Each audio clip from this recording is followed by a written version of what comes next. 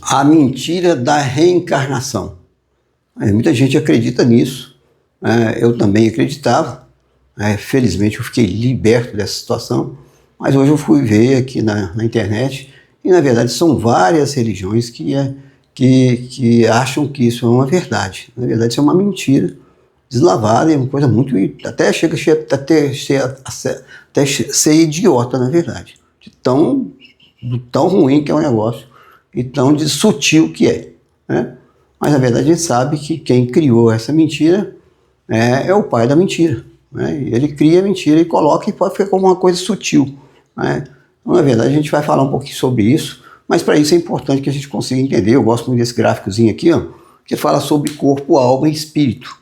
Toda vez que eu falo sobre corpo, alma e espírito, eu falo muito disso, né? A gente sabe que o corpo, você tem que dar remédio para ele, fazer exercício físico, cuidar, dar alimentação de qualidade boa, né? Então tudo isso aqui é importante. Minha letra que não é muito boa, tá, gente? Eu também não estou preocupado com a letra, não. Mas o corpo, a gente sabe que ele é perecível. A única coisa que o ser humano tem certeza é que isso um dia aqui vai embora, né? E a gente vai ou ser enterrado, ou ser cremado, qualquer uma coisa que o corpo, depois que acabou a vida, nele não tem utilidade nenhuma mais. Agora, a alma e o espírito tem. E toda vez que eu pergunto o que é alma, a grande maioria, eu vou falar para vocês que mais de 98% não tem nem noção do que é alma. Mas se você também não tem noção, você tem uma alma aí dentro de você, né? E você não saber que tem uma alma, né, e não saber o que faz parte da sua alma, é um negócio até que é assustador. Isso foi uma das coisas que esclareceu muito as coisas da minha vida, né? E a gente é formado de corpo, alma e espírito. Todo mundo fala que isso é 100% verdade. Todas as vezes que a gente pergunta, principalmente quando as pessoas são religiosas, elas acreditam em corpo, e alma e espírito, que nasceram escutando isso aí, né? Então, na verdade, mas o que é alma, na verdade? Na alma, na verdade, gente, é uma coisa muito simples. Eu vou falar aqui, separar aqui no meio, porque eu vou falar exclusivamente aqui de mim, né? E eu vou falar de umas coisas que são bem claras. Por exemplo, eu sou de uma família onde meu pai é um excelente pagador. Então todos nós somos 8 irmãos, e 8 irmãos, normalmente, todos eles são excelentes pagadores. Eu não sei de nenhum irmão meu que ficou devendo alguém e que deixou de pagar, né? Talvez eu fosse o mais difícil deles ali, mas eu já entendi isso e já organizei. Na verdade, eu era o menos provável de estar falando isso aqui para vocês hoje, né? Mas Deus sabe muito bem, Ele me escolheu, eu fui escolhido por Ele, sou extremamente grato e vou ser grato a vida inteira, e por isso que eu estou aqui falando isso com vocês. Na verdade, o que é alma, né? Quando você nasce, você chorou, sua mãe foi lá, te deu mamar, né? Você percebeu que você mamou, a fome acabou, e aí dali você para de chorar. Então, na verdade, a alma é tudo que você aprende com a sua mãe, com seu pai, com seus irmãos, com os coleguinhas da infância, né? Com os colegas da juventude, com o colégio, com a faculdade, né? Você vai aprendendo ali as coisas e vai fazendo as suas concepções da sua alma. A alma é feita de concepções e realidades. Por exemplo, quase todo mundo é muito sério, né, com matar. Por exemplo, ninguém mata porque sabe que se matar, aprende pequenininho, né, que se matar é pecado, né? Então matar é uma coisa que é pecado. Mas, por exemplo, no meu caso aqui, eu era um bom pagador. Por quê? Eu sou um bom pagador. Por quê? Porque meu pai é um bom pagador, né? Ele era um bom pagador e todos os meus irmãos também eram. Então a gente pega algumas coisas do pai, do avô, do bisavô, mas adultério. Adultério é uma coisa que na minha vida era normal, porque todo mundo adulterava, no interior todo mundo adulterava, meu pai adulterava, meu avô adulterava, todo mundo sabia tudo que isso era normal, né? E tem gente que falava, tem uma vez que eu passei ali na esquina dos aflitos, um velhinho falou assim: o cara que não dá um pulinho fora do casamento, o casamento dele não vai para frente. Mentira, né? Na verdade é uma mentira de Satanás. Ele falou para mim ouvir, usou aquele velhinho lá para falar comigo, para me fortalecer. Naquela época, quando eu adulterava, eu falei: então meu casamento está ótimo. Mentira. Na verdade é uma mentira. E eu mentia muito, né? Se eu falasse 10 palavras, normalmente 5 eram mentira, e na maioria das vezes era uma mentirinha para o bem. E mentira é mentira do mesmo jeito. Tanto faz a mentira para o bem ou para o mal, é tudo a mesma coisa, né? E o pai da mentira, você sabe quem que é, né? Na verdade, eu não sabia amar, eu não sabia perdoar, eu era muito rancoroso, tinha muito rancor, mágoa, ódio, tudo isso estava aqui diante de mim aqui. Já tinha participado de alguns abortos, que era normal na minha juventude. Não tenho vergonha nenhuma de falar sobre isso, porque Jesus me libertou disso.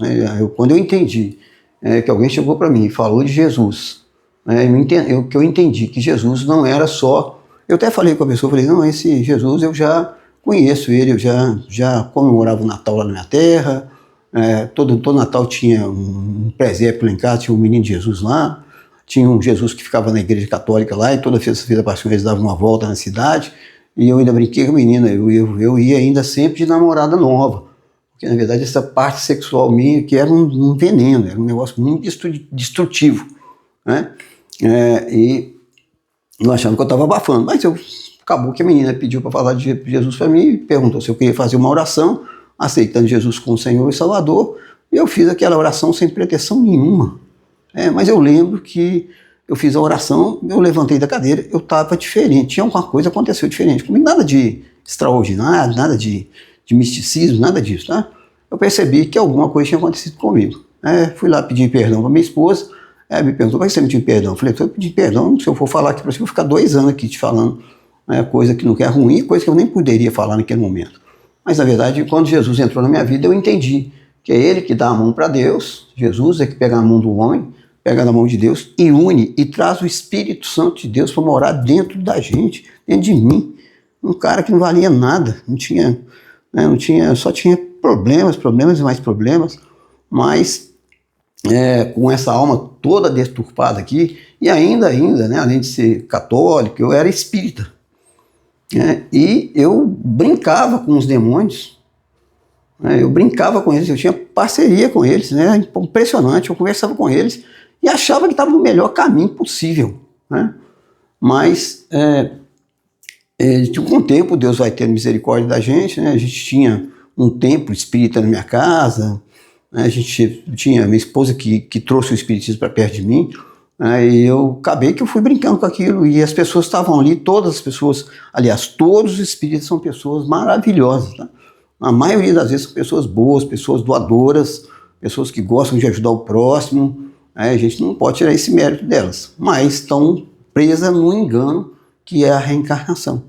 A reencarnação é uma mentira de Satanás. Nessa época aqui, tinha um espírito que atuava na minha vida aqui, que falava assim, o importante é ser feliz, o importante é você ter, o importante é você comprar, o importante é você dar um carro novo para sua esposa, o importante é você comprar um apartamento melhor, tudo isso é importante. Mas, na verdade, esse espírito que atuava na minha vida, ele tem nome, ele chama Satanás, ele veio para matar, roubar e destruir.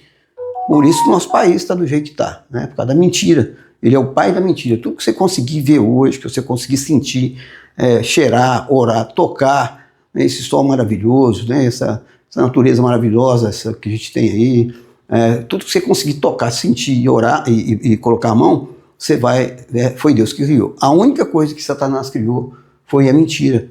E com a mentira ele destrói uma vida, destrói uma amizade, destrói um relacionamento, destrói um casamento, destrói uma família, destrói uma cidade, destrói uma nação, destrói um estado, destrói uma nação, destrói o mundo. Então a mentira foi a única coisa que Satanás criou. E ele não é bobo, ele não ama as armadilhas e o povo cai. E essa coisa da reencarnação foi ele que inventou, porque isso não existe. O troço é tão idiota, tão burro. Acho que vou falar de burro, tá? Não estou te chamando você de burro se você crê nisso não, tá? Perdão, aqui não estou aqui para magoar ninguém. Na verdade, põe a mão nas minhas palavras, porque se todo jeito você vai ficar com raiva de mim. Não tem problema com crítica, não tem problema com nada. Você pode falar o que quiser de mim, está à disposição, pode mandar se você quiser falar mal de mim, fica à vontade de falar mal, falar bem, pode escrever aí coisa e manda para mim, não tem problema nenhum, eu vou aceitar qualquer situação. Mas olha para você ver, essa alma minha aqui, que era toda distorcida, toda cheia de complicações, quando Jesus entrou na minha vida, ele faz mudanças. Se Jesus entrou na sua vida, se não teve uma mudança muito drástica, ele não entrou. Eu vejo muito gente falando que é crente, que é cristão, mas eu pergunto, o que Jesus fez na sua vida que mudou? Eu falo, não mudou nada não. Então ele não é crente, não é cristão. Não mudou. Se não mudou, não mudou. Então quando Jesus entrou na minha vida, o Espírito Santo Jesus mandou o Espírito Santo habitar dentro de mim. Olha que maravilha, um Espírito Santo, o Espírito de Deus. O Deus que criou o sol, criou a terra, criou o mar, poder morar dentro de mim. Criou tudo, foi tudo ele criou. Ele mora dentro de mim através do Espírito Santo. Olha que maravilha, eu não mereço. Aliás, eu não merecia isso e nem mereço. Nem ninguém merece, na verdade. Porque ele é muito misericordioso. Jesus é o gentleman, né? Na verdade, quando eles falaram de mim, realmente eu entendi a diferença do Jesus do presépio, do Jesus da procissão, né, que eu até comemorava o Natal todo mês, todo ano, na verdade, na minha casa, participava da procissão. Lá na minha cidade tinha uma igreja católica, lá tinha um Jesus de Tabatinga, lá eles pegavam toda sexta-feira da Paixão e davam uma volta na cidade. Eu ainda brinquei com a menina. Eu sempre vou de namorada nova na procissão, achando que estava abafando, aquilo era uma destruição da minha vida. A parte sexual era uma parte muito destrutiva da minha vida, e eu não conseguia dominar isso, até que Jesus entrou na minha vida, e ele fez um cara que adulterava, virou um cara fiel. Um cara que mentia, fala a verdade. Eu falei, Deus, como é que eu vou falar a verdade? Eu só sei falar mentira. Ele falou, não, fala a verdade, se der errado você me procura. Nunca deu errado. Então a alma ela pode ser mudada durante a vida da gente. Você pode, por exemplo, um cara que não sabia perdoar, hoje sabe perdoar. Como? Eu perguntei para Deus, eu estou rezando aquele Pai Nosso lá, e nele eu falo, rezando. Na época eu rezava, hoje eu oro. É uma distância muito grande de uma oração e uma reza. É um abismo, na verdade, entre isso. E depois, se quiser, eu posso explicar isso de novo. Talvez eu vou explicar isso aqui, esse pode ser o próximo tema nosso aí. Mas, na verdade, eu falava assim, perdoa os meus pecados assim como eu tenho perdoado. Eu falei, Deus, eu estou sendo hipócrita. Eu estou pedindo ao Senhor para perdoar os meus pecados e, na verdade, eu não sei perdoar. Ele falou, então tá bom, você não sabe perdoar? Eu vou te ensinar. Você decide perdoar e deixa que eu resolvo. Então, tudo que eu vou fazer na minha vida hoje, eu já entro para perdoar. Não sou melhor do que ninguém, tá, gente? Eu quero deixar bem claro aqui que eu sou o pior dos piores, não sou melhor do que ninguém. Orgulho, Deus odeia gente orgulhoso. Talvez seja o problema mais grave do ser humano, é o orgulho. Quando a pessoa fala assim, eu não sou orgulhosa, já está mentindo. Porque já está sendo orgulhosa só de falar isso. Então eu peço a Deus todo dia para tirar o orgulho da minha vida. Mas vamos falar aqui do tema principal, que é a reencarnação. Olha o que acontece aqui. Na palavra de Deus, eu até deixei aqui em aberto aqui um pouquinho, vários lugares. Se você não crê na Bíblia, eu acho que é hora de você começar a dar uma repensada na sua vida. Porque Deus não é bobo, né? Ele escreveu ali, ele deixou ali bem claro, quando ele resolveu, ele criou o homem, ele resolveu, ele colocou ali a palavra de Deus para nos dar direção. Ele escreveu isso tudo num livro, onde que você pode considerar lá que é um livro qualquer, mas o livro foi inspirado pelo Espírito Santo. Tudo que está escrito na Bíblia é verdade, não tem nenhuma vírgula errada. Tem nada, nenhuma vírgula errada. De que você entender isso, você vai ver sobre tudo que você vê na Bíblia, tudo que tiver lá é verdade. De que você entender isso, você vai entender por que Deus quer falar com você. E que Deus quer usar você usando a Bíblia. E às vezes você lê um versículo da Bíblia, eu também leio, Deus fala com você de um jeito e fala comigo. A palavra de Deus ela é viva, ela vive, ela é vida. Jesus é a própria palavra. João 3 fala isso, no princípio era o verbo estava com Deus e o verbo era Deus. Todas as coisas foram feitas por intermédio dele, nada do que foi feito se fez sem a presença dele. No princípio era Jesus, e Jesus estava com Deus, e Jesus era Deus. No princípio, lá na formação do mundo, quando o mundo era uma bola preta. Então a Bíblia fala sobre a questão da coisa, ela deixa bem claro assim, aqui vamos ver qual que é o capítulo que está aqui, Hebreus,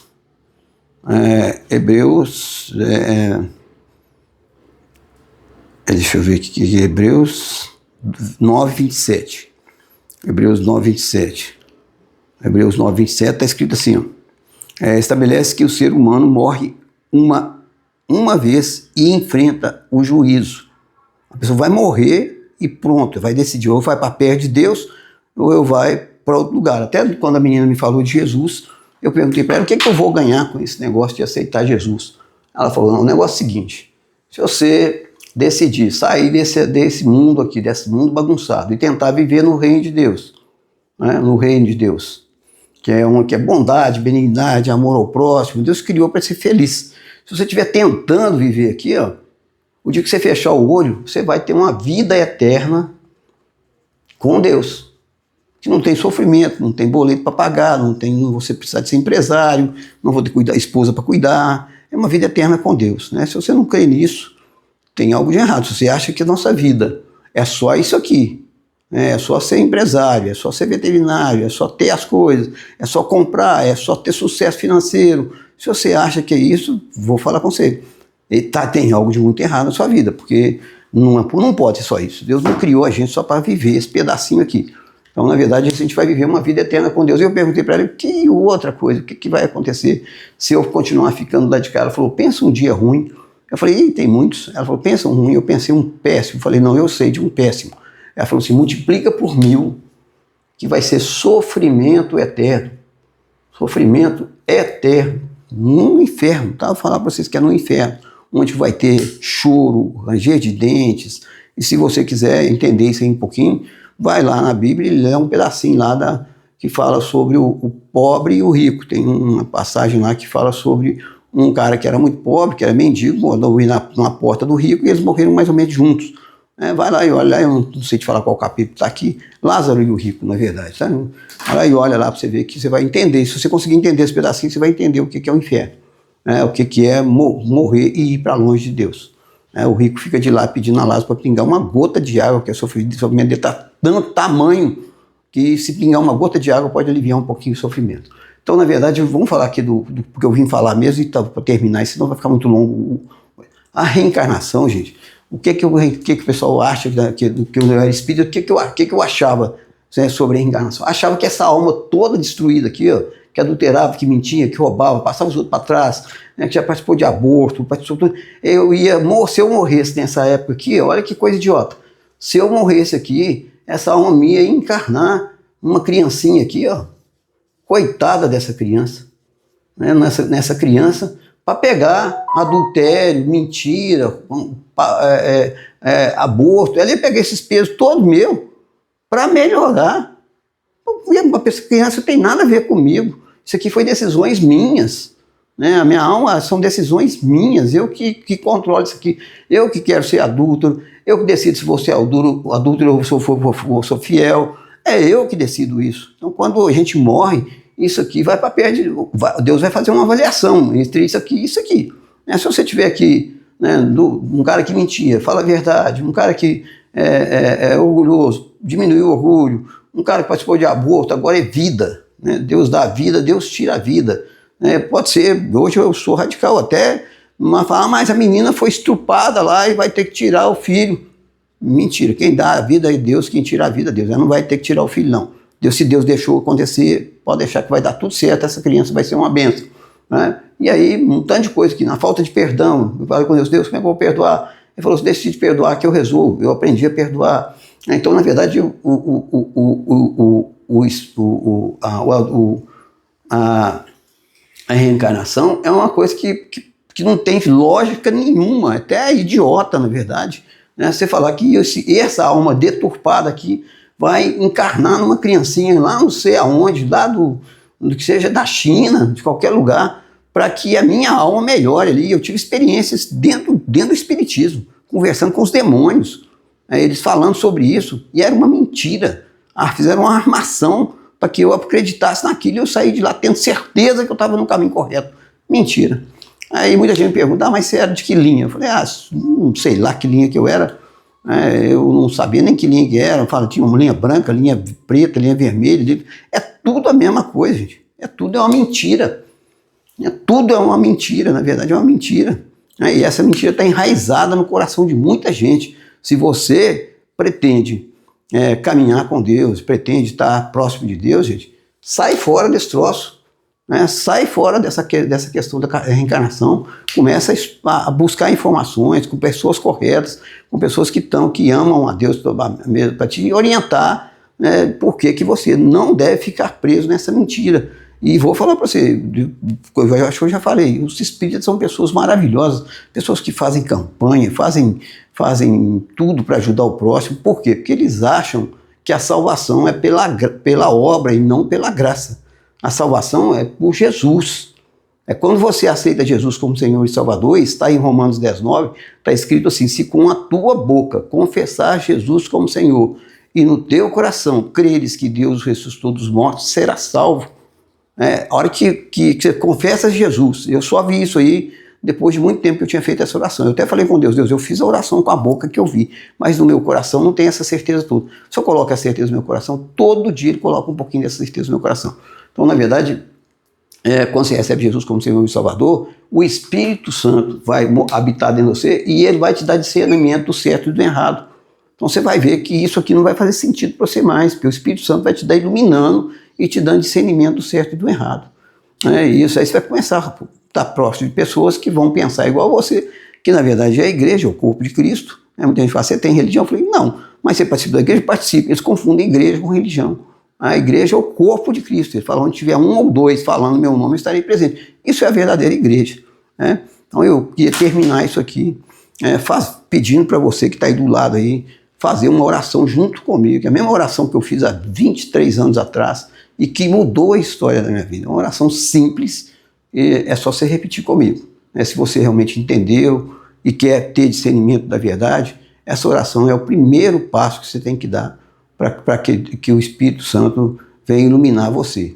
Que a palavra de Deus fala assim, com a tua boca confessar Jesus como Senhor e no teu coração creres que Deus ressuscitou dos mortos, será fácil, será salvo. Então vamos lá. Não precisa nem de fechar o olho, tá, gente? Só que oração você fica ajoelhado. Pode ajoelhar, pode orar, pode sim baixar a cabeça, porque é para honrar Deus mesmo. Mas não precisa nem de fazer isso. É só você repetir comigo assim, ó.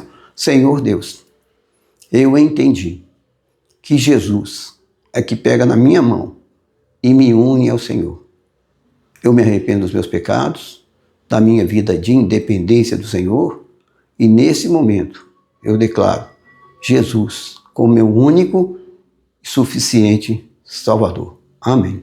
Essa foi a oração que mudou a história da minha vida. Esse velho Geraldo aqui,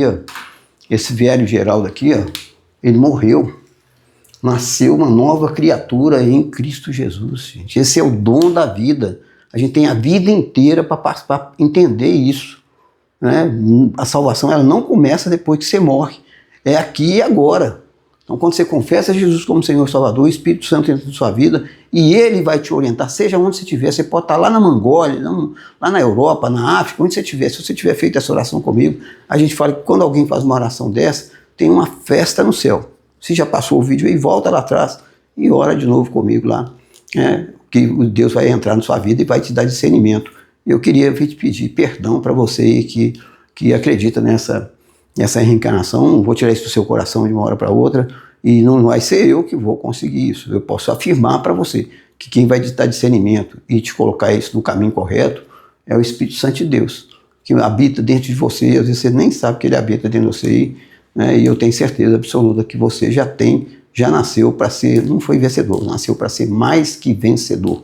Deus te criou ele quer te abençoar para que você abençoe outras vidas. E às vezes se você quer caminhar com ele, um dia você pode chegar perto de uma pessoa que está querendo suicidar. Você vai dar um abraço nela e falar uma palavrinha, ela vai mudar de opinião e vai entender que ela precisa de viver para se ver esse Deus maravilhoso, que é um Deus que é o Deus Pai, Filho e Espírito Santo. Tudo que tiver dentro disso, Pai, Filho e Espírito Santo, está relacionado com Deus. Tudo que sair fora disso não está relacionado com Deus. Que Deus te abençoe. Até o próximo vídeo. Tchau, tchau.